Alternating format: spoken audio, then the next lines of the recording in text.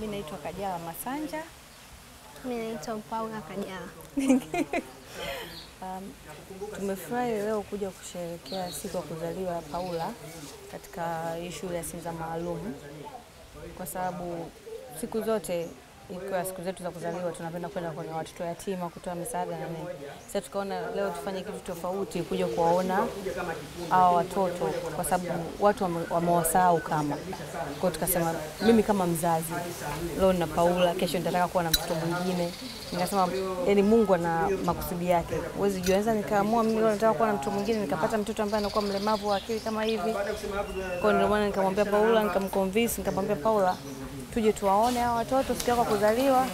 Na bahati nzuri Paula naye ana moyo, akakubali, akakatiza masomo yake leo akwenda shule, kwa wakaja kukata nao keki kusherehekea nao. Kwa hiyo tumefurahi sana.